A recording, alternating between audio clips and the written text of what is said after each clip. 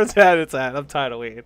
The people have been waiting. Just let me know. We're live. I don't care. Like, I'm never late. Go. This is like the first season I've been late consistently. If I'm late once a season, I go crazy. I get mad at myself. So I'm late every week.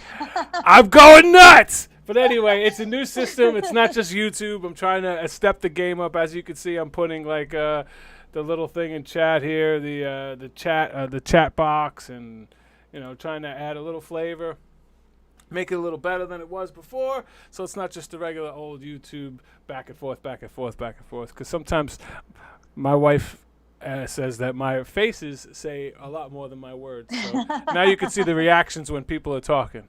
All right, got the Northern Lights behind me.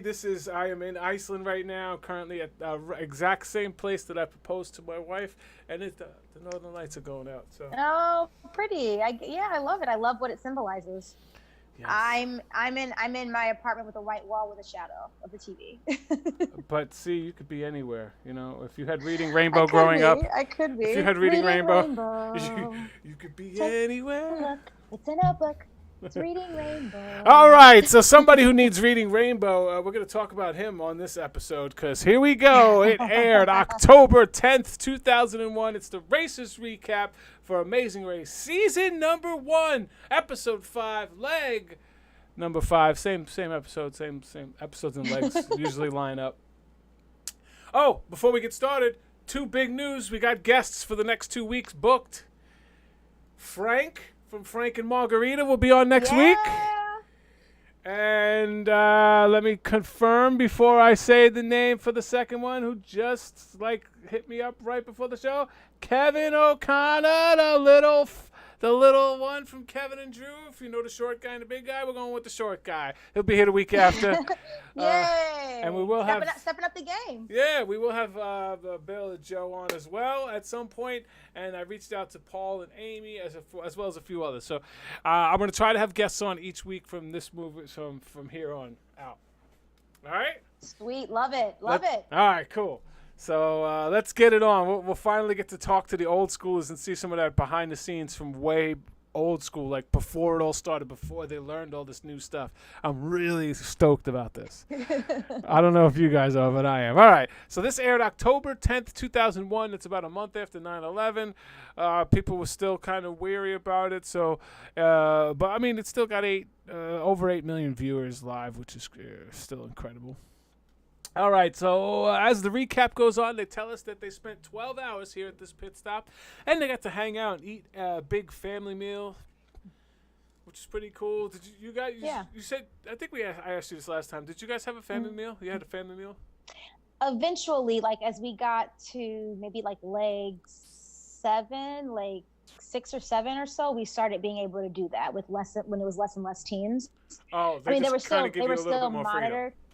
Just a little bit more freedom. Right. But actually, when we were in, I forgot where we were. We must have been on leg 3 or 4. We actually stayed in a hostel all together.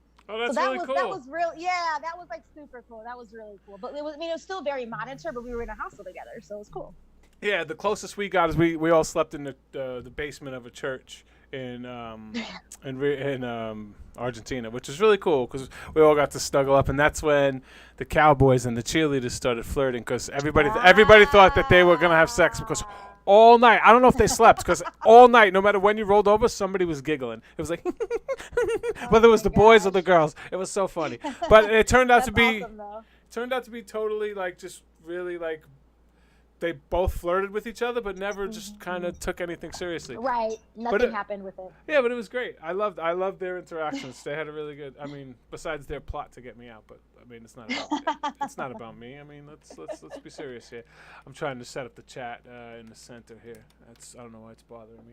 All right. So they spent 12 hours hanging out, and at the start of the leg, teams got an envelope which had a photograph of a globe monument. This monument is at the memory of the Earth, and the instructions were to travel to Tatooine for your next clue. Are you a Star Wars geek? Would you have recognized Tatooine? Not at all. I've never seen a single episode of Star Wars. No. No movie and nothing.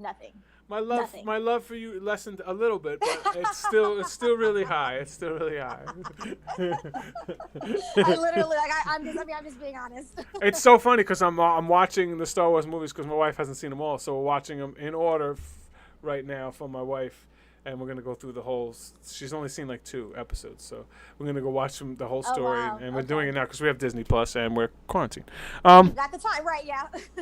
It's quarantine, and we've already binge watched every season ever, and there's no new shows that are good. All right, so anyway, the Guidos, they leave at 3:02 a.m. So leaving at 3 a.m. no real big advantage when you leave that early. Nothing is open. Nothing's open. And there's no ways to get information. It's especially back then. Now maybe you could find somewhere that has a computer or a cell phone you can use at 3 a.m. Kevin and Drew were an hour and a half after them, so the Guidos kicked ass last leg. Yeah, that's a pretty good hour. of time between. But again, at that time in the morning, it doesn't give you an advantage really. But that's a really good, leg up. Yeah. So Nancy and Emily were only 5 minutes behind Kevin and Drew. Paul and Amy were about 13 minutes behind Nancy and Emily. And then about 20 minutes behind them was Frank and Margarita. 20 minutes behind them, Rob and Brennan. 20 minutes behind them, Lenny and Karen. So what ended up happening, I guess we'll get to that. So the Guidos, it cuts back and forth, and I kind of took notes as it aired. So I may cut back and forth. And you can cut me off at any time if there's notes that you have. You're good. I'm great. Guidos think that they're better than Kevin and Drew, and they know that Nancy and Emily are slow, so they really feel that they have an advantage. Leg 5, they are really feeling themselves. Were you guys like that? Were you guys yes, like that too? I was. Where you were like, oh, we like totally got this above X, Y, and Z. When we were at the starting line, I looked up and down the starting line, and I said, Diana, nobody here can beat us. And she goes, Justin, you have no idea. And I said, look at me. I said, look at me, Diana. Nobody here can beat us. She goes, look at those big Texan boys, because there's like six. They're both like 6'2" and 6'3", and I'm like, yeah, they're the same exact person. There's no balance. It's the same person twice. There's no balance. So like that was why you guys were good. You guys were a good balance for each other, even though you had the same profession. You guys had different skills, which was awesome. Yeah. And that's so balance always wins, and that's why male-female teams win most of the time, because of the yin-yang balance. Agree. All right, so this cuts to old Nancy yelling at a cab driver. The cab driver was helping somebody else push their car that was stuck. Nancy gets out of her car, is not having it. She didn't have time for it. She was ready to go. They're in a race. It's time to go. The guy looks at her and laughs, but I don't even know why I asked, but any chance that you two yell at a cab driver? No. For no reason, really. You guys are so sweet. We were so sweet. We're the sweet scientists. Like really, like no, but seriously, we were very patient. We were very patient racers, which is kind of an oxymoron, because when do you have patience while running the Amazing Race? Yeah, right. But that's kind of like, we were pretty like kind of go with whatever the taxi drivers presented us, kind of thing. Yeah, we were like, come on, we're in a hurry, but we would never yell at them. Like, these are people's jobs. Oh, you guys are so sweet. It's such a different. So yeah. You guys are so much better than me. Let this dude cost me the race? That's $1 million. I don't care about your feelings. No, seriously, should I care about your feelings when there's $1 million on the line? I'll say sorry, give you $1,000, and you'll be happy. Let's be real. Give me $1 million. But you're right. Hilarious. I can't see you doing it. But I give her mad props. Like, we are in a race. No, I am old and slow. Yeah. We are in the lead. We need all the time we can get. All the time we can get, we need. Who cares if it's 4 a.m? We need the time. If it's some young studs that can always catch up time, then I don't forgive them. But it's because it's like the oldest people in the race. I'll forgive her. I'll forgive her this time. And I thought it was pretty gangster. Oh no, she was like, we'll have time for this. Like, you better come on. Chop. So I get it. You're in a race, like I get it, and they're on leg 5, so it's you feel it now. You know what I mean? It's like you're getting in the groove of what you're doing. You kind of know how to navigate it a little bit better. And she meant business, so I get it. I just wouldn't have done it, but I get it. Absolutely. I'm just going to pause right here. Happy Father's Day to all the fathers that are here in chat that took the time on their Father's Day to come hang with me and my crew. Joey got caught up in his Father's Day stuff, and I totally understand that. Listen, anytime that fathers get a chance to be celebrated, go for it, because we don't really have that many times to be celebrated. Mm-hmm. And there's not a lot of really good fathers to be celebrated in the first place. So, yes. We really appreciate you. If you haven't subscribed, it would really mean a lot at this point. If you're watching it later, please subscribe. Most of the people who watch this video are not subscribed. 80% of people who watch these videos are not subscribed. That's just crazy to me. Why do you watch the videos? Just subscribe. Hit a thumbs up if you like it. Share it. Use the hashtag #RacistRecap. Or if you don't know the YouTube link, you can always just say racistrecap.com. Takes them right to our YouTube page. All right, so I appreciate each and every one of you. Thank you for spending your time with us. Happy Daddy's Day. All right, so I would be super stoked heading to frickin' Star Wars Tatooine. I'd have been geeked up. I'd have been like, yeah! Nerd would have been right out there. I'd have been like, nerding out, man. And like, this is where they shot her, and this is where they seen it. I'd have been like, I'd have been geeking out. Paul and Amy were fifth. Paul and Amy were fifth, but they had a production delay, and that production delay moved them up to fourth place. So, what was the production delay? Do you know? I don't know off the top of my head, but in the past, I've heard that there's been times when cameramen had to go number 2, drop a deuce. Or they need to stop and drink because they're really extremely dehydrated. I mean, they're in Tunisia. Yeah. This was the desert. I could totally understand something like that happening. Camera malfunctions, batteries run out, anything silly like that. Anything that they need to stop and do. They could sometimes they have to stop and help other crews. Like, okay, I need you to get an establishment shot. They're on their way to you right now. Set up here and get an establishment shot. And let's do it. You guys wait 10 minutes right there. We'll give you the thing, and then we'll lead off, and you'll get your production delay. So it'll be something like that. So they moved up a little bit, but again, it's 4:00 in the morning when Paul and Amy left. It was 4:49. Frank and Margarita left at 5:03, which was the next team in line. Right. So and they weren't fighting for last place or second to last place. So it's exactly like it works. Yeah.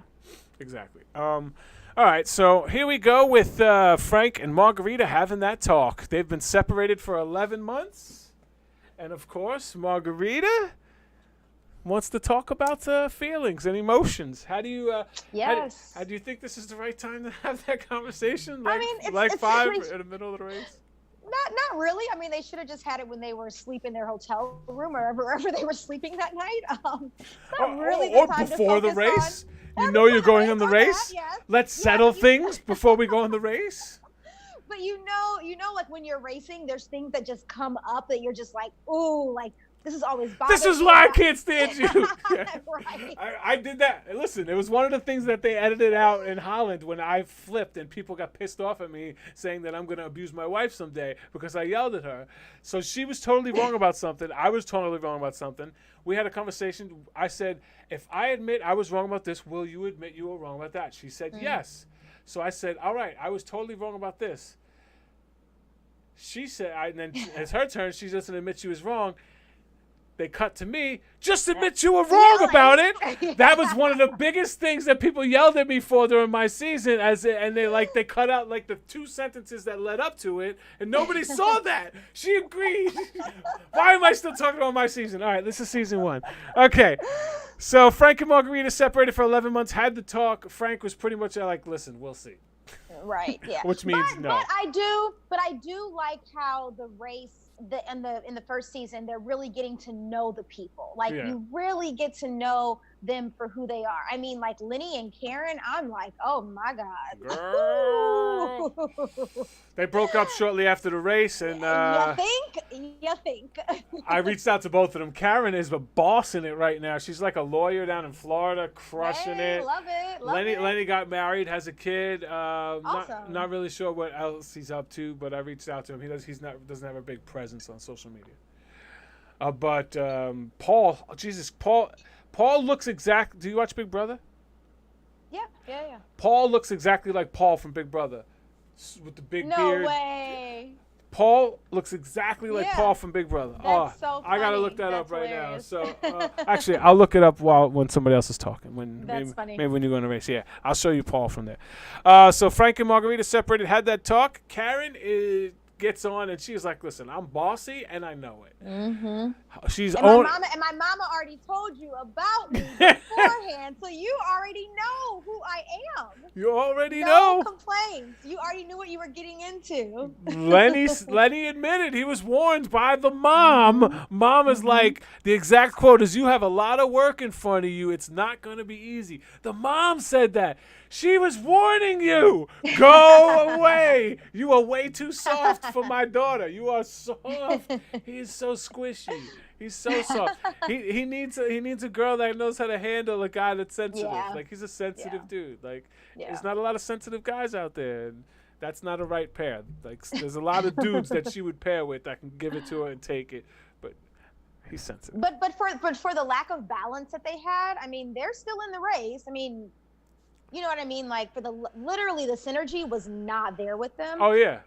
And they're still moving. They're just making less mistakes than other teams right now. So right That's now in the basically beginning of the what it race, is, it's like yeah. teams who make mistakes get dropped off. Teams who make Right. mistakes get dropped off. Then eventually you stop. It's not teams who make mistakes. It's like teams who just did that one extra thing, just got ahead of you, you know. And then that's the way it goes. Lucille Hartman says, "I think it's important for them to show the relationship stories because some find that interesting, whereas some find the travel or the competition interesting, or of course all three." I totally agree.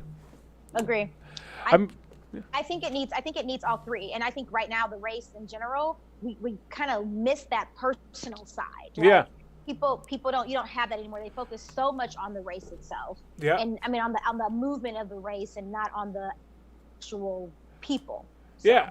I mean, that's why if you look at all the three CBS shows, Survivor and Big Brother, which are totally focused on the individual, those people become stars afterwards. Like, they'll get 30 to 60 to 100,000 followers on their social medias because people are invested in them.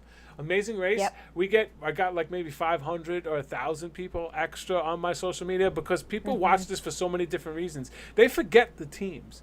Teams don't even go by their names. It's the scientists. Right. You know, you're not Amy and Maya. You're the scientists. Yeah, No, remember the scientists? Yeah. Yeah. The green team. Remember the green team? Green Like, team. yeah, That's like us. that. We're the freaking. Yeah. And that's how we got the name the Green Team because the other teams didn't know our names because we were ahead of them. They never got to talk to us.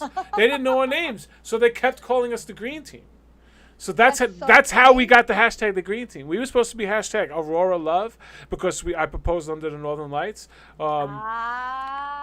But you ended up with the green team. Green Team because that's what everybody kept calling us, and the editors were just like, "That's what everybody calls them. Nobody knows their names."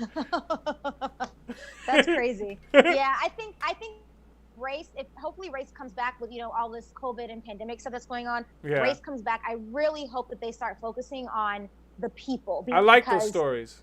Yeah, and that's what draws people in. Yes, the travel's still going to be there, but let's take a little bit away from some of the travel and focus on some of the stories and not the bickering that they did on whatever task they were trying to do. And it may sound stupid, but I was so disappointed that I didn't get one of those like intros with the home visit where they show you at your job. Yeah, you know, like we were the last season. Yeah. You were a scientist and then yourselves up. You know what I mean? How cool is that? Doing your science stuff. It was cool. I mean, we literally told our department, our building, like, hey, we have some filming to do. We didn't tell them what it was, but like no one can come in any of these like 10 spaces for like literally 6 hours. They were there all day. It was really cool. It was Nikki came, and Pat came, and Peter Blue came. Oh wow. Yeah. That's so cool. It was cool. It was really cool.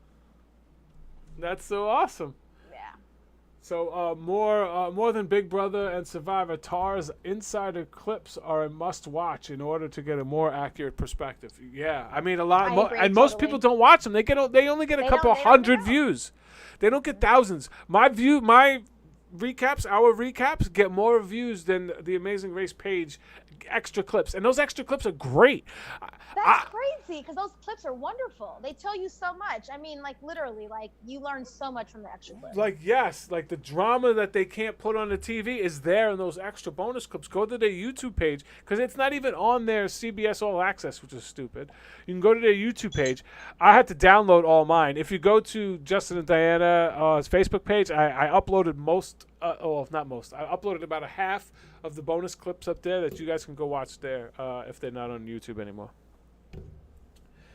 Stories are good, but not the drama. See, some people hate the drama. Other people love the drama. It's such a diverse audience.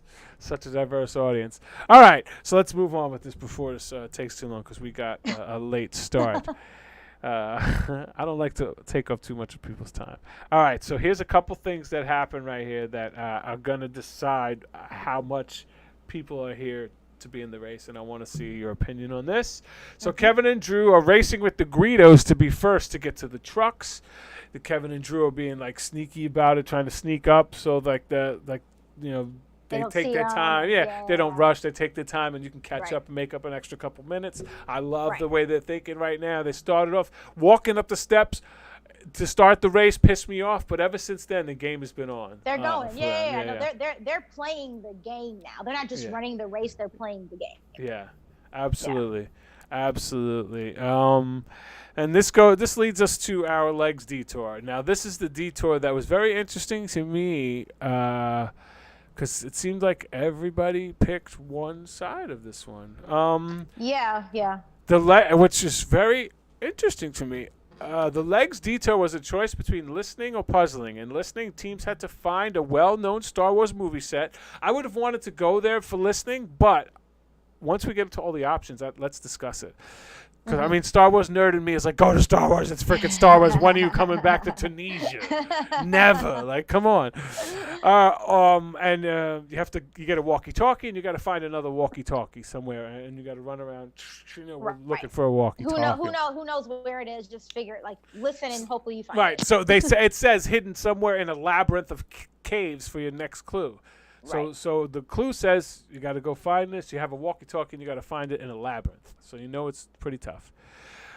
In puzzling, teams had to find Khazar Sultan, a hard-to-find location, but to solve a simple Tunisian dice game to receive their next clue. Hard-to-find location, but easy task. Easy task. Dice game. Okay. So they had the option to pay a driver 50 dinars, which 50 dinars is $17.50 American. So let's just say back then probably $20. Yep. $20, you could pay a driver. I would have paid him. $20. Pay a driver. I wouldn't have driven. Go to the hard-to-find location with the driver and do the easy task and move on. And not one person did it. There was like 5 teams who paid a driver, and they all went to the But they all went to the easy because they probably weren't thinking. They read the clue and read easy to find. That's what they focused on. They weren't focusing on the actual task, and they were like, oh, let me pay a driver for the teams that chose to pay the driver because it's like wants to drive if you don't have to drive. Honestly, Paul and Amy should have paid a driver. Absolutely. Amy's sick in the back of the car. They both suck at directions. Like, why wouldn't you pay a driver? Like seriously, what would you all have done? You all would have paid the driver. We were stingy with money, but there's times when the money gives you an advantage. Paying that money gives you an advantage, and there's ways to get money. There's not ways to get time. Unless there's very little, you have to find those little cracks. Those little cracks when everybody else is slipping, you got to find those minutes. So time is so hard to find, but when you can get like this, it's like, I don't know. You got to take advantage of it, I think. Yeah. No, I agree. I mean, I definitely would have paid a driver. If it's only $17.50, yes. If it's $50, it's a little different. That's different. How much you have, and no, remember last leg, some teams struggled with money. Like I don't know how much money they have. They're not because they don't tell us. Yeah, they don't tell us. Yeah, so we don't really know how much money they actually have. So right. So the first batch of people, it's Kevin and Drew, Nancy and Emily, Rob and Brendan, first teams, and they hire drivers. They're not the first teams, but sorry, those are the only teams that hire drivers. Teams that hire drivers, yeah. Right. There's a second batch of people. Got Paul and Amy, Nancy and Emily, and now they're right next to each other. Those two are running right next to each other, and then Frank and Margarita are right behind them. So you got kind of groups that are like kind of segregated. Kevin and Drew hire the driver and then go to the easy one. And I wrote, like, why are they going to the easy one? If you're hiring a driver, go to the one that's hard to find and do the easy task. Right. But anyway, here's where some more strategy comes into play that I loved. And if you guys are in the chat, tell me where you guys are viewing from, where in the country, in the world that you guys are viewing from. I would love to know that. But anyway, so Kevin and Drew are the first ones there. So Kevin says he used to be a cop, so he's good with walkie-talkies. And you know what? It kind of turns true. He finds it pretty quickly. At least that's what the editing made it look like. They found it right away. And as they are leaving, the Guidos show up. Mm-hmm. Love the strategy here as they climb up onto the rooftops and go across to the other side and then climb down to throw the Guidos off. Was there ever any kind of strategy or thought like that from your team, or was your team just too straight up? We were pretty straight up. We did not deceive too much, but we also weren't in the lead like ever. so like the opportunity to do that is like if it's going to be advantageous to you to be able to throw someone else off. I mean, I feel like at some point we must have done it because it's like why wouldn't you have? Right. But I love their move. I mean, they knew that the Guidos are right on their tails. They knew that, you know, they had been kind of going back and forth right now with, you know, first, second, first. So it's like, why not do it? So I applaud them for doing it. I think it didn't waste too much of their time and they were able to get out and move on. But I remember like ducking or things like that so teams couldn't see us, like little things like that here and there so that we wouldn't give away where we were, what we were doing, where we had just come from. Right. So it definitely happens as just part of the race itself. Right. So at this point, they cut to Kevin and Drew asking, do you think they bought it? Do you think they bought it? And then boom, great editing starting again where the Guidos had, they were up here. They were up here on the roof and Right. head straight to the roof. So it was a great play by them. I really appreciated the fact that they are there to play. But then the chatter goes back and forth, and where there's a little drama here. The Guidos start calling Kevin and Drew the fatties, and Kevin and Drew call the Guidos Bert and Ernie. Love it or hate it? I mean, I like nicknames. I mean, I don't like offensive nicknames. I don't think they necessarily should have called them fatties, and I don't know. But they joke with each other, like, you know, swing, you fat bastard, swing. So, like, that was even the name of an episode. But I get the nicknames. I mean, Right. Once you start spending that much time with each other, you get nicknames for the other teams. And Right. So I definitely get it, and I'm all for it. It's not in any ill will, so I'm all for it. Yeah.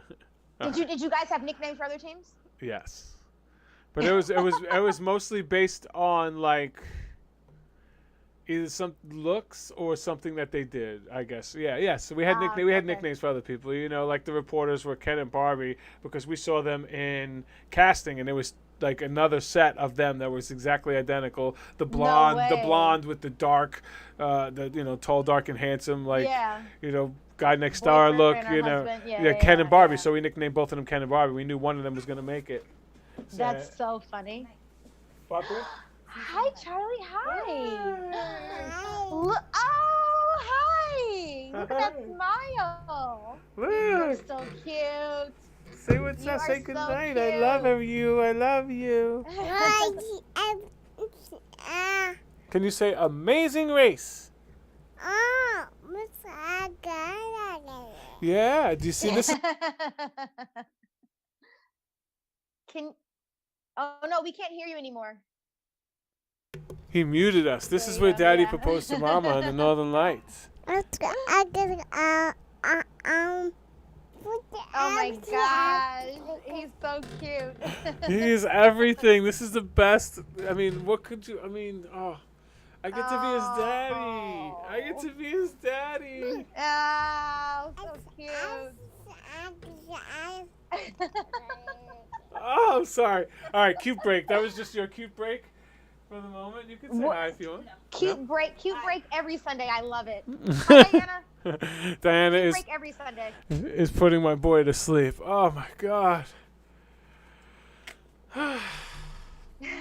Melts your heart, huh? I love it. I mean, I've been waiting so long to be a dad. There's nothing more important to me than being a good dad. Oh, that's awesome. That's awesome. That's beautiful. I love As being someone who is childless, I love that. I love being a daddy. All right, so Lenny and Karen's driver stops to fill the tires with air. Lenny and Karen are going absolutely bonkers, and then the driver starts driving super slow, so I guess he's worried about his tires. They're in the cab begging him to go faster, money in hand, like, can you please go faster? Like, money, like, I got money here, look at me. Nothing is working. They're just sitting in the back deflated. Lenny is not, like, and a type A personality, so he's not really pushing the issue. At all. Yeah, and, you know, sometimes those countries don't respect women's opinions, so It's maybe, hard. you It's know, hard. it's like... Did that kind of stuff ever happen to you guys where you're like, why is the cab stopping? What's going on? Kind of. The one in China was the one that threw us off. Everywhere else, we had a rule. We had the 10 Commandments before going in, and one of them had to do with cabs. And we always checked the cab for gas and checked the tires before we went into any cab. You could race to a cab all you want, but if he has to stop, I always check. I look the gas first. Say, you free? Yes. You got gas? Let me see. Then I go around, check the tires. Let's go. Because I'm not getting into those cabs with the broken tires. I'm not getting... Yeah, okay. So that's one of the rules that we had. Smart. But here... But they're also driving 300 miles. What? Amazing race. Like, why did you have them driving so far? Yeah, especially when they took a cab to a self-drive, which was cool. Yeah. All right, so he had to fill the tires. They were driving super slow, begging him to drive fast. It didn't work. Karen is mad at Lenny because he's always dozing off when she feels that he should be in the game. I agree. But since Lenny's kind of useless, though, so maybe it's best for him to be dozing off so you could just go do your thing while he's dozing. Let her do it. Let her do it because he is not there. He's back in the U.S. and they're in Tunisia trying to not come in last. Like, he's not there. Yeah. I don't know what his thought process was going into the race. Like, how did he make it to casting? I don't know. Let's cut to Amy getting sick in the car. Paul and Amy are smart because they're following a team that actually hired the driver, which was actually pretty smart. I like that. At least at that point. Yeah, which was I think Nancy and Emily is who they were following. So we got Paul and Amy, Nancy and Emily, Frank and Margarita, Frank, who will be here next week, by the way, all there at the same time. Nancy and Emily get out of there first. That's right. Nancy and Emily get out of there first when they all arrive at the same time, followed by Paul and Amy. Frank and Margarita leave just as Lenny and Karen are showing up. Lenny starts the task and just doesn't understand the concept. He has the walkie and is running around with it, not turning it on, not making any noise with it. And she's yelling at Lenny, you got the walkie. Use the walkie. Talking to the walkie, Lenny. What the hell are you doing here? Why did I pick you as my partner? It's pretty rough to watch, like, as being a racer and knowing how in sync you have to be and knowing how it's so important to follow the directions that it tells you. The directions aren't always long. Right. So, like, the little bit that you get, you have to follow it. And he wasn't doing any of it.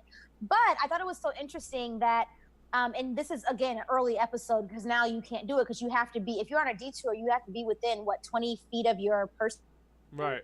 Yeah. And they were in different parts of the labyrinth, it looked like almost at some times. So that was just a note of difference now. Yeah. I mean, some tasks you have to separate and you work separately to get them back. Right, but, yeah, this was kind of like, but season 1 when they were like, let's keep everybody together, otherwise every team needs 2 camera persons, and obviously they're not going to be able to do that.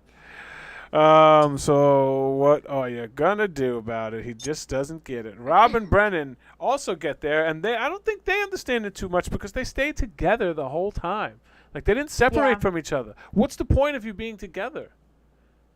Like, if They you're allowed to didn't know. separate. One use the microphone and just blah blah blah blah, run up one side, And the other going up the go other and side, listen. like, and then Right. go listen. Like, come on, Yeah. jitterbugs. All right. So after the detour, teams had to use a map and a compass and a series of painted yellow stones to find their next destination, which was in the Sahara Desert. It was the Kahaji, located approximately 1 mile away. So they're about a mile away after this.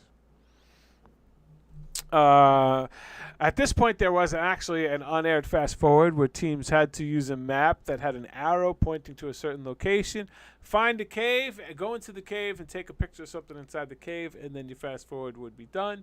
Nobody took the fast forward, so it never aired. Right. All right. So, all right. After the everybody doing listening, because nobody went to the other side, they all had to go to this. I guess it was like a kind of a cafe of some sort, and then Kevin and Drew show up, and it's the wrong cafe. Hey. Then it turns to Bill telling Joe, "Drive slower. You need to be safe." And they go at it and they have a little argument. And I think it's just so cute the way it kind of ends with each other, not being mad at each other, but just both of them taking like little snippy remarks and just being more cute about it. Like, that's such a great way to debate or argue or have like an interaction where you disagree. Me and Diana don't do that. We're sparks and flames. But I like the way they're doing, because then you can just kind of brush it off and move on and get back to what's necessary. Like nothing against Frank and Margarita, but they did not do it that way. No, not Lenny at all. and Karen, it was mostly Karen getting frustrated at Lenny, but they definitely didn't do it that way. And so it makes a big difference in terms of your dynamics. So yeah, I get it. Absolutely agree. Kevin and Drew get out of the car when they see the flags, and they start to run because they see another flag, and then they realize that they're probably going to need the car. So then they running back, and then the next team that gets there does the same exact thing, which was the Guidos. So I love how people read the clue.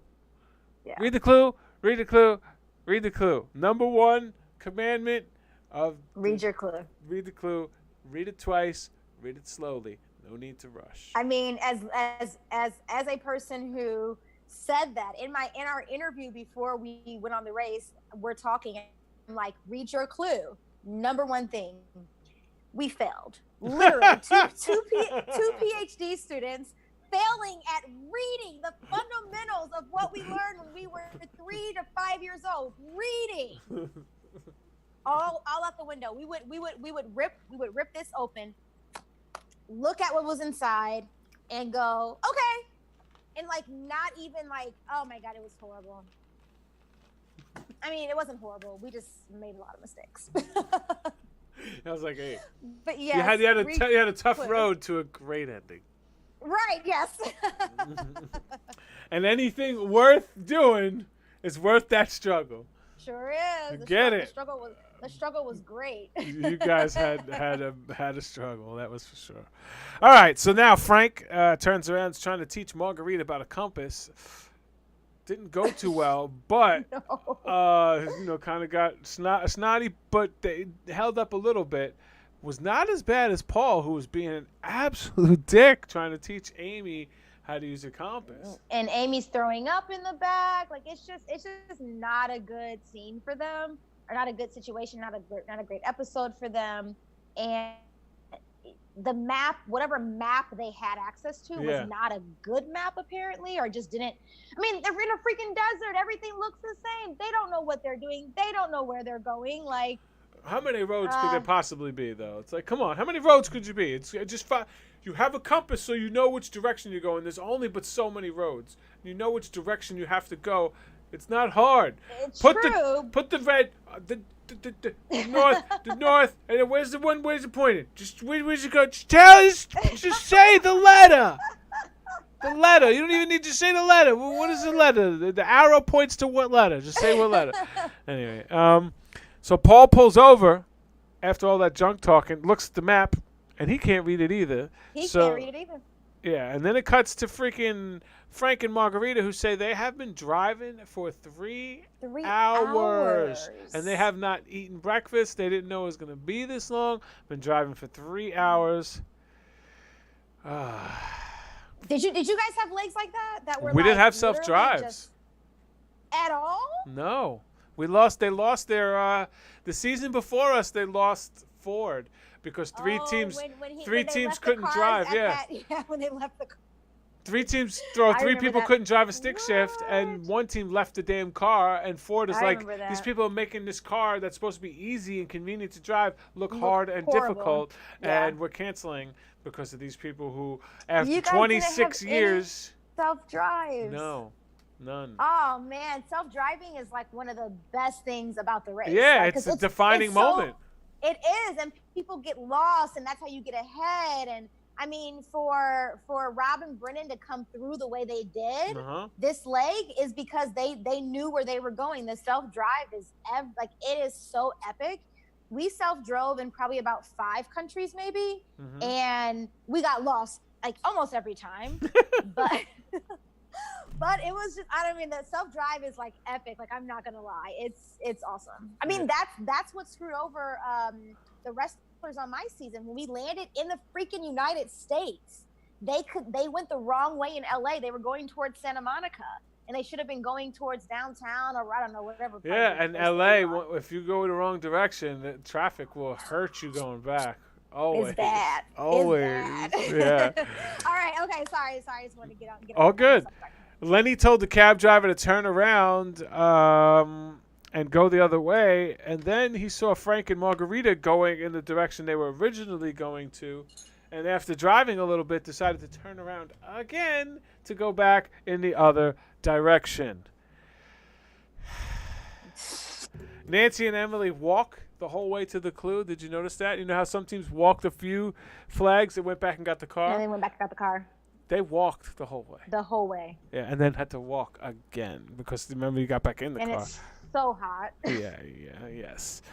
So every episode is bound to have one of these moments. Paul ready to quit again because he can't listen to Amy be sick in the back. He's just, it's not worth it. It's not worth it. This is not worth it. This whole race is not worth you being sick. Yeah, $1 million is not worth you throwing up. Right. You know, that thing you do when you get too drunk, sometimes you just throw up for nothing. Yeah. Oh, wow, my stomach hurts. $1 million. Shut up.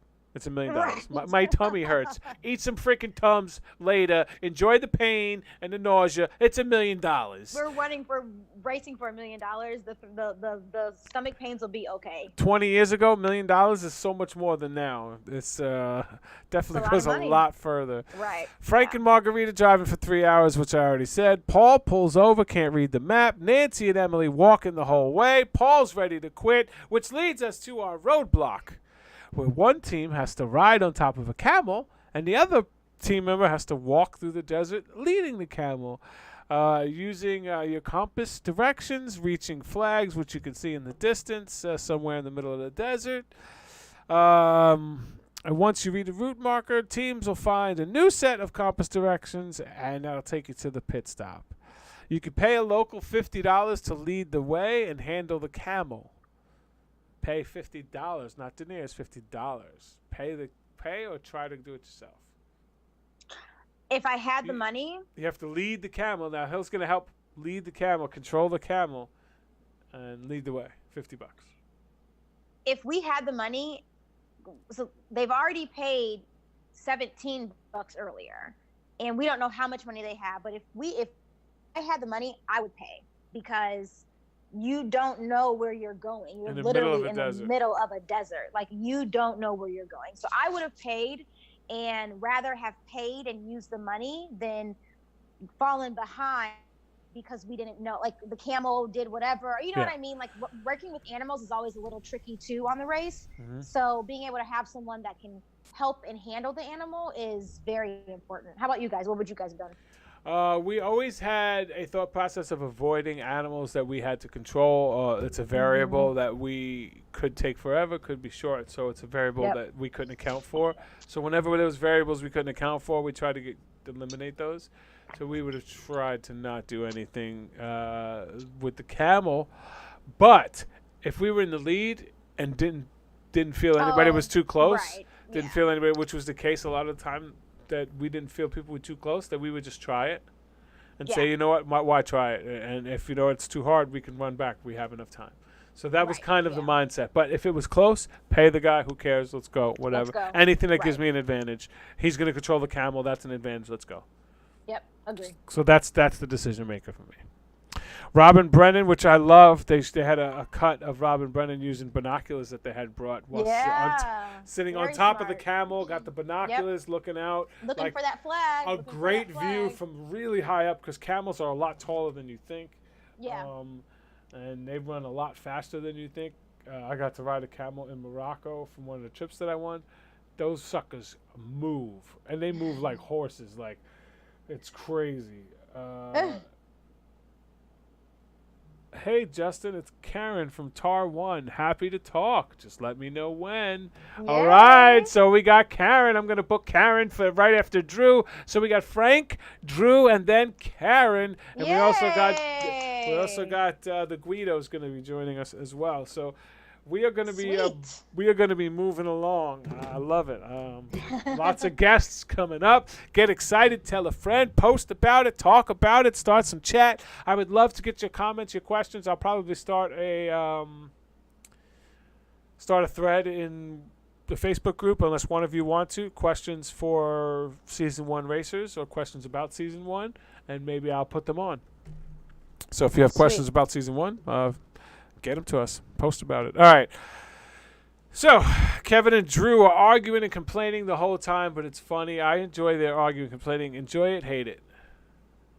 I like it. I mean, it adds to the drama of the show. Like, you got to have something that, breaks up some of the monotony because everyone's doing the same exact task at this point. So I like it because, again, you get to know people's personalities, which I think we're missing from the current seasons of the race. So I like it. I think it's funny. I think that it shows us who they are as people too. So. Yeah, and yes, you could post it in the subreddit, Slipper. Feel free to go for it. The subreddit hates me though, so they love the recaps because they love the inside scoop and things like that, but they hate me. But they love my. That's fine.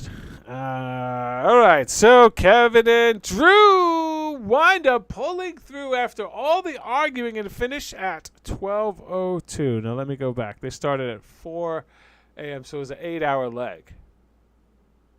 That's kind of a long, given that what they had to do and all that driving or all the sitting in a car for that long, 300 miles. That's kind of long. Yeah, 8 hours leg from the time they left to the time they finished. Yeah, that's pretty long. Joe and Bill, it kind of looked like 12:25. They didn't show the clock as precise, and we never know if those clocks are actual cuts or just B-roll. But I'm trying to get the time frames from those clocks. It said 12:25. Nancy and Emily, they didn't show. Robin Brennan showed 1:30, so like an hour and a half behind Kevin and Drew. And Robin Brennan left less than an hour from the start from Kevin and Drew. So they fell behind on this leg because of Tatooine and their terrible strategies for trying with the walkies. For trying to find it. They fell back.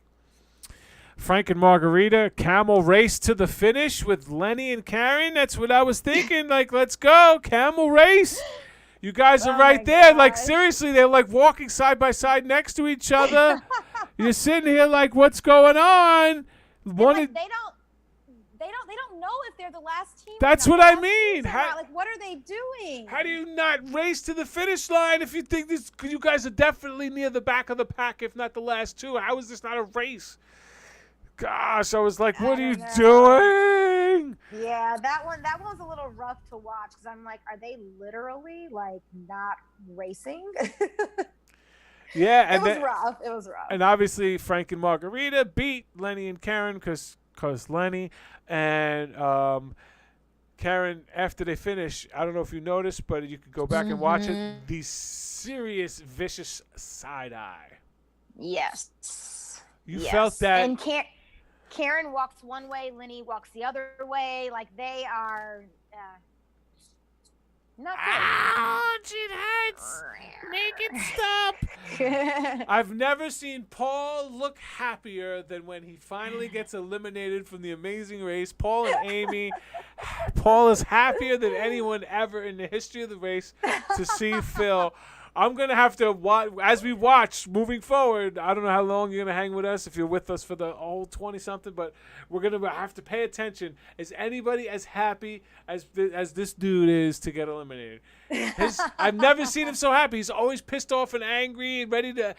He's happy, smiling, like, yeah, you know, it happens. Like, yeah. Like, he's so, like... He's like, thank God I get to get out of here. He's all of a sudden, he's the sweet so scientist. Like, well, what happened? Like, he started off there with the wrestlers, like, arguing the whole time. Right, and, like, now he's, like, yeah. sweet scientist. Like, That's so funny. I mean, it's hilarious, though. Like, his demeanor completely changes. Like, Yeah. he had such a sigh of relief. Where was this guy? He did not have to drive anymore. Where was this guy? We would have liked this guy on the show. Where was this happy Paul? He was so upset to be racing. Like, it was just not. It was not for him. Like, he was happy to be done. Yeah. Yeah.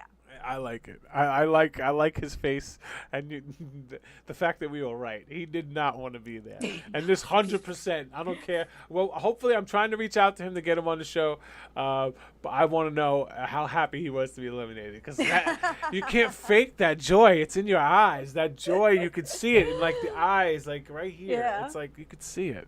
All right. Anyway, the next episode: airport strike at the airport, and you know what happens when the airport's drama. The Guidos take over, and as the Guidos take over, it sounds like they tried to sabotage every other team, and it's everybody. People are not happy. Everybody versus the Guidos. It's airport drama. Some people's favorite part of Amazing Race is the airport drama. This is the episode you don't want to miss next week. We're also going to have Frank on, who's going to be involved in this. So next week with Frank, Joey will be back. Maya will be here. I'll see if I can get my son to go to bed early and maybe have Diana come and join us as well. We appreciate each and every one of you. Let's look for some questions. And we also got to get to the awards for Superfan Move. And the sweetest move of the episode. Do you have yours? Or do you need time? Okay, go for it. No, I've got it. So I've got actually two this time. Get it. Yes. So the sweetest move that came first was actually Kevin and Drew when they were hiding, or not hiding, but they wanted to be seen, but trying to make Joe and Bill think that the clue was elsewhere and all that kind of stuff. That was very smart. Yep. They got first place, and they were kind of neck and neck at that point. So that was a very smart move.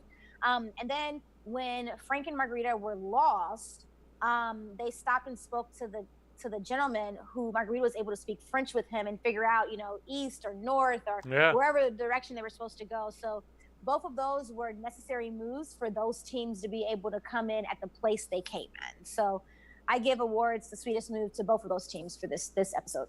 No, I agree. I definitely I had the same Kevin and Drew move for the Superfan move, but I'm not. It's not going to be a Superfan move. It's going to be the Superfan episode for Kevin and Drew, because they've done a couple little things every piece of this episode to get an advantage. Every little piece they have an advantage. So I think the 3 or 4 moves like that they made combined to be like this Superfan ready to come die hard. So I appreciate them, and I'm definitely giving it to the team for just the way they ran this leg in general. Agree. It was like a perfectly run leg for them. Yeah. They really hit their stride. Those are hard to find. Those are hard to find sometimes. So yeah, and they're hitting their stride. Kevin and Drew, they finished the last 3 legs 1, 2, and 1. Really becoming the hottest team in the last 3 legs. Joe and Bill finished 4, 1, and 2. So 1, 2, and 1 is better than that. They are the hottest team right now going into leg 6. How do you feel about Kevin and Drew? Do you think they can hold the momentum? Yeah, I mean, I like the way that they're running the race right now. Like without thinking about what's actually going to happen. I really like the way that they are being so smart about how they're running. They're, like I said earlier, they're not just the race, they're playing the game. And there's two parts of the Amazing Race. There's one thing to literally get a clue, rip it open and follow the directions and try to, maneuver and figure it out. But there's also playing the game of, trying to deceive other teams, which some teams do better than others. There's also playing the game of, not allowing people to really see you sweat. And I think that they are getting to that point where they're melding enough together in order to be able to run the right race. So honestly, not knowing, thinking about what happens in the future, looking at them right now, I would say, man, like they're a strong team. They know what they're doing. They're able to actually play the game and run the race. So yeah, it looked like them and Joe and Bill are stepping away from the pack with Robin Brennan and Frank and Margarita. We're usually up there, right there with them, but both of them seem to fade this episode, whereas these two seem to shine at the right time. Yeah. All right, so that's going to pretty much wrap up this episode. Let's see if there's any questions in the chat. Have you guys traveled to any place you've seen on the race? Justin, I know you had your own tar, but any plans? I've been every China. When I went to China and Shanghai, I went to all of the ones in Shanghai. There was probably 5 of them in that general vicinity. We went to Chicago, seen the ones in Chicago, New York. Been to obviously a ton of the ones from LA, where there's a lot of starting lines out in LA. Let's say Hawaii. No. You've been all over. Yeah, where I don't want to. Yeah, at this point it's like, yeah, there's probably like 3 more I can name. But what about you? It's yeah. I've been. I took myself to Indonesia because I wanted to go to the monkey forest. I don't remember which season it was in. I don't remember which episode, but there's an episode in a season where they go to the monkey forest. And I just had this desire to go to the monkey forest and have a monkey sit on my head. So I went and did that back in 2017, maybe. I don't really remember. But yeah, and I've been to a couple other places. I feel. I mean, for work, I travel the world right now. So they've gone to India. I've seen some stuff that they were at in India. I've done Brazil. I was actually Copacabana just last October. From our season. Yes, I was there. And then I've done. Oh gosh, where else did they? I think they were in Nigeria at one point. I've done Nigeria too. Nice, look at you. Yeah, so I travel a lot. So it was season 22. Season 22 for you when they went to Bali. Yes. So I was like, I have to go to Bali. I have to have a monkey sit on my head. Like you bud Monkey Forest or the Sacred Monkey. Yeah, that's where I went. I was in Bali for like literally 36 hours. That's all. Like I was there to have a monkey sit on my head and I left. Oh wow, that's so crazy. I had to get to Japan, but yeah, it was Excuse me, I'm sorry. That's what happens when you win $1 million. You can travel like that. No, that's awesome. Let's see. I think John did care, but he was trying to sound smart when he was eliminated because he was upset. Even in 24, he admitted that he did care. I guess I missed something. It's from 22. Just a classic one. Have you watched any of the international versions of The Amazing Race apart from Canada? Yes. Canada, China Rush, Amazing Race, Hammerats. I've seen one season, which is the craziest seasons. If you can watch the Israeli ones, they're wow. They're bonkers. I didn't even know that existed. They do some crazy stuff. Yeah, obviously I've seen all the Australian ones. I've seen all the Canadian ones. I've seen Canada and Australia, and I've seen a little bit of Asia, but I've mostly seen Canada and Australia. Yeah, Canada, it's like, all right, they run around Canada. They run around Canada. How cute. It's not as exciting. Maya, I saw you showed an old clue. How many of those old clues did you get to keep from your season? Oh, I've got quite a few of them. Unfortunately, a lot of them got water damage, though, because they get stuffed in your backpacks, and, like, the backpacks are really, really, really gross at the end. So I have a few of them. This is probably the one that I have in the best condition, but I actually still have some paper of the clues inside, like the roadblocks and Mm-hmm. detours and things like that. But they're actually at home. In St. Louis, they're in my room at home. I left them there. I didn't bring everything here, but I've got a lot of other things. Like this is a cross that we got in Malta, the Maltese cross, Ooh. as one of our clues. This was our time. You got to keep that? Oh man, that's so cool. Oh my God, I kept so much stuff. They kept taking everything. We had to sneak little things. No, I kept it. Hold on, I'm gonna show you this one thing I kept. Hold on. Go ahead. Yeah, we snuck one of everything. We snuck one detour, we snuck one roadblock, we snuck one route marker. This is one of my favorite things. Or route info. Ooh, Cecilia. Yeah, so this is in Sicily. This was when our clue that we got when we landed the next morning after we landed in Italy. You had room in your packs for that, or did they give it to you after? I made room. No, I made room. Wow, that's so cool. Yeah. So I kept more things like this. So I have the goggles and the scarf that I wore when I was racing in Italy. Wow. We kept the headscarf from Africa. That's it. I don't think anything else. Really? I have like and shorts from Brazil. Things. Oh, I kept a ton of stuff. Oh man, it's so cool. They kept taking our stuff. Jerks. No, I kept a lot. That's so cool. So like that stuff is awesome. Yeah. That stuff like I'd buy on eBay. Yeah, like this. I mean, this is literally. It's like my nerd from stuff. The race. That's like how nerdy I am. This says dance the night away with Taratalana group. Return at 6:40 a.m. to receive your next clue. So this was literally the clue. And that's so cool. We got it. I put it in my pack. And there used to be another fuzzball here, but that one fell off. Or a couple of them, I guess. A lot of them fell off. That's okay. But I kept a ton of stuff. Like, wow, that's bonkers. This is the memory. Like this is the memory because it brings back. And it still smells like race to me. You that's know what so I mean? cool like, for you, though. You won the $1 million, so these things are so cool for you. I mean, they'd be cool for me too. But I mean, for somebody who won, that's such like a life-changing thing for you. I mean, it's cool for me, and it was like a cool life perk. Can't say that it changed my life too much. No. I went right back, kind of doing radio.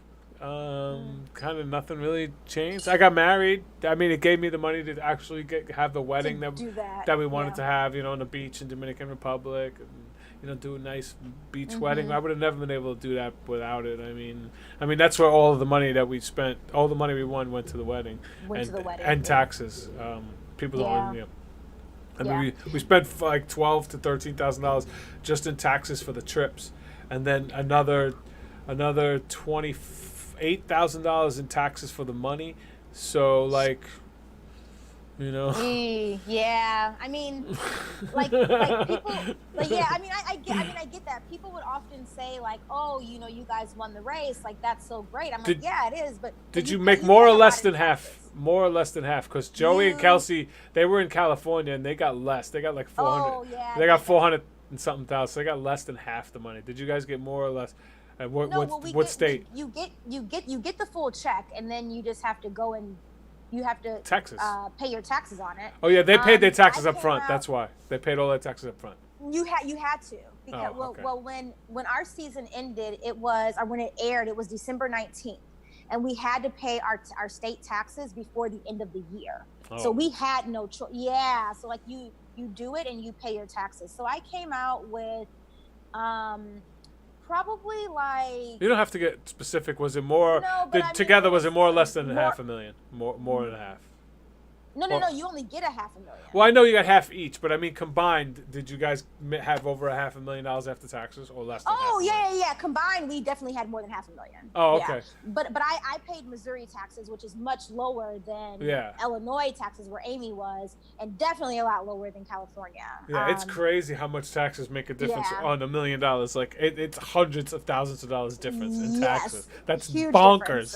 That's bonkers. Huge difference. Like. But second place is $25,000, so like just the taxes in your difference is more than the rest of the cast makes. It's crazy. Like people were asking like, oh, what does second place win? What does third place win? Blah blah blah. And I'm like, it's not even comparable. Like winning the $1 million is like the huge prize, because all the other prizes, once you pay all those taxes, and if you win a car, yeah, you get a car, but you got to pay so much for the taxes. A $40,000 car, you're paying like $15,000 in taxes on that. That so, you didn't have. Right. Like, so where's that coming from? Yeah.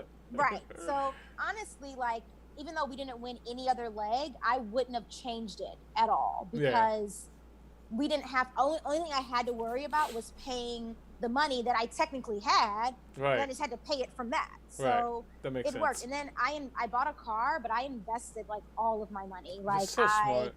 You're so smart. You have to be. You have to be. Well, I mean, you should be. You don't have to be. There's a lot of idiots who won the Amazing Race that we're going to talk to in the next couple seasons here. So we'll see how broke a lot of them are.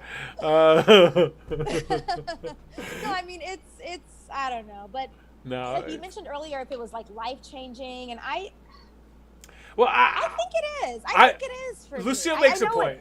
Lucille, well, for you, I could definitely understand it for the $1 million. But besides that, it does give you a different perspective on life in general. And I have to admit that because, between going to Poland and then going to India, India had the biggest impact on perspective than any of in India and then Africa. But India more than anywhere else. Because you literally see kids with just ripped shirts, no shoes on, walking in sewage, kicking a can around, and smiling. And kids here got the newest iPhone, and or they don't have the newest iPhone. They're like, "Hey, Mom, what's the newest iPhone?" Your mother, like, shut up! Come to India! Come to India and kick a damn can with this kid. Right. See how people really live in the world. Opens up his back window and they throw their garbage out, and then there's rats and all sorts of stuff, and the garbage just keeps piling up behind their buildings. Like, it's just terrible. Like, people don't understand. And I from that, yes. Did it give me the bug to say that I want my kid to get perspective and travel as often as we possibly can early in life? Yes. So in that way, it is life changing. But money wise, no, not at all. Yeah. For me, but perspective wise, yes. Absolutely. Definitely. I mean, absolutely. Perspective wise, even if you only went to around 3 episodes of the race because you got kicked off on the third day or whatever. That in itself, that little snapshot that you had for those 3 or 4 days of running the race, it's very life-changing because you see things that you would have never, and had experiences that you would have never ever been able to have. But for me, actually, outside of the money, because I don't use the money, I invested the money. So outside of that, just being able to show what scientists look like and who we are and how we are perceived, I guess. Like, it was a really amazing thing that parents have reached out to us to be able to say, like, oh my gosh, like, thank you guys for showing what scientists look like that science is where are cool, your glasses with the tape in the middle? Right, you know what I mean? Like, people just can't even believe that, like, oh my God, you're ice cream and candy scientist? Like, why are you not a white guy?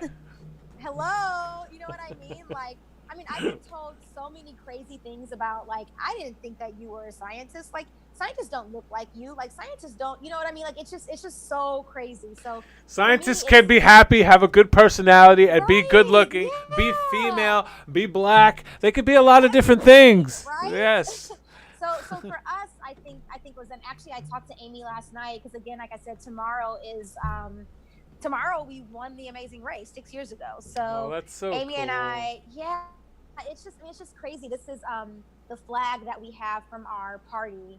Our ending party. Yeah, with all the signatures. Is that your cast or the crew? This is our cast. That's so cool. And I looked at the date because I was like, oh my God, 6/22. Like, what the? Wow. Did Jim sign that? He did. Let me see. Where is his signature? Bethany. Well, that's awesome. Everyone did sign it. That's so cool. Yeah, that's so awesome. Yeah, everyone signed it. Yeah, I actually watched season 1 of our season yesterday because I was just needed something to watch. Well, maybe maybe we'll skip from season 1 to do 25 just to do your season and then go back. I think we will, and then we'll go back to 2. I think we should do that. We should, and we can get like so many people on, like. Yeah, and maybe we could do that. So we do new school, old school, like, so we could go like do 25, and then do 2, and then do 26, and then do go back and 3, forth. And then do like 24.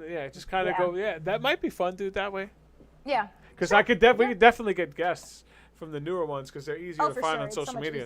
A lot of these first seasons don't even have social media. Right. They're like, social media, that's 20 years What ago. is that? There was no YouTubes. No MySpaces and faces. All right. Anything that you want to promote? You got your candy time every Sunday before races recap. Your ice cream. Sorry, not candy. Ice cream. No. I know. You know what you meant. If anyone ever wants to make ice cream, come on Instagram at maya.warren and learn how to make some delicious no-churn ice cream. I do it every single Sunday at noon Pacific time. I post the videos. It's free. And it's free. I don't charge people, but people, I mean, it's literally so impactful. I heard you're the Bob Ross of ice cream. I could agree with that. I mean, I definitely know I know a thing or two about what I know. You can make some happy little trees in there. Yes, people love it. I mean, kids are loving it. So, and parents are loving it alike. So, if you guys are ever looking for something to do, or you got next week's recipe ready yet? I don't have the recipe ready, but it is what I'm doing with it. It's campfire s'mores. So really yes, you said that. Yeah, we'll toast some marshmallow fluff. We'll make some good old chocolate ice cream. Put some marshmallow fluff in that, and then make some really good graham cracker crust and have chocolate pieces or chocolate chips in it. It's going to be good. I mean, it's epic. I got to work on July. July, for everyone who doesn't know, is National Ice Cream Month. It is basically my favorite month of the whole entire year because it gives you an excuse to eat all the ice cream you want. You don't just have to be an ice cream scientist to do that. So you don't get sick of it? No. No? That is huge. What is that? Ooh, Lindt. Nice. Classic recipe, milk chocolate. Very nice.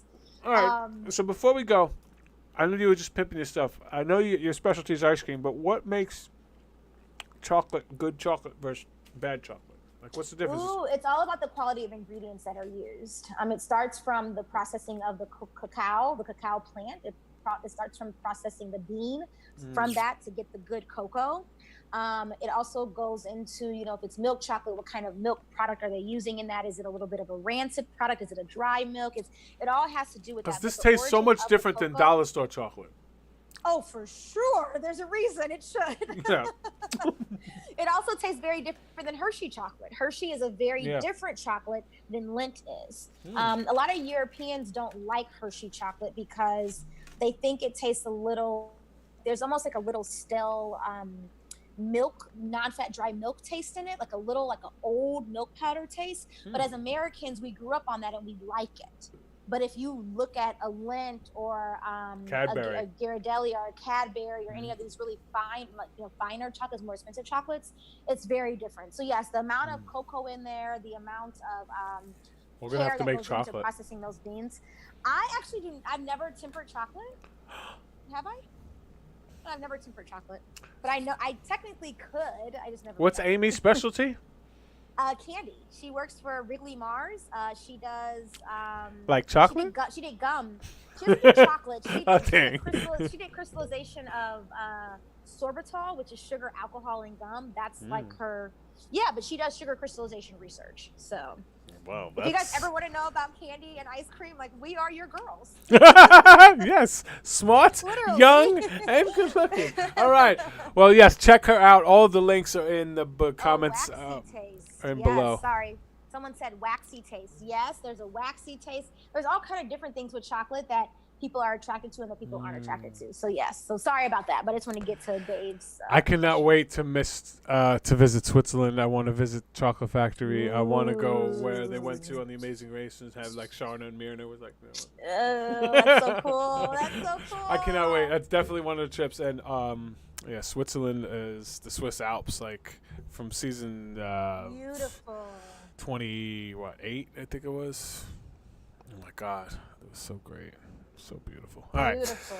Yes. Other than that, yes, please. If you happen to be on Twitch, I do a lot of stuff on Twitch. It's twitch.tv/JustinClassic with the number 1. Come have some fun with me. I play in some poker, some Magic.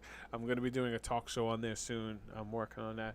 And I might be doing a game show. I'm not sure if I'm going to be doing it on Twitch or on YouTube, but I'm going to be doing a game show with a lot of reality stars. So it'll be really fun. Nice, fun. I'm working on the software aspect of it now. As soon as the software's ready or I know how to use it properly, then we're going to get it started. I think it's going to be really fun. Game on, literally. Yeah, I'm going balls to the wall. And I'd love for you to follow me on Instagram.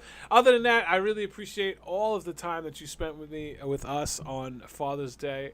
Your time's the most valuable thing you have. And for you to spend it with us means the world.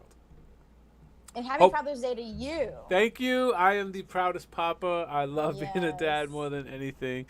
It's beautiful. Yeah, so thank you guys, each and every one of you. Like the video, thumbs up, share it. See you next week. If you have any questions, reach out or use the hashtag RacersRecap. Later. Bye, everyone. Bye.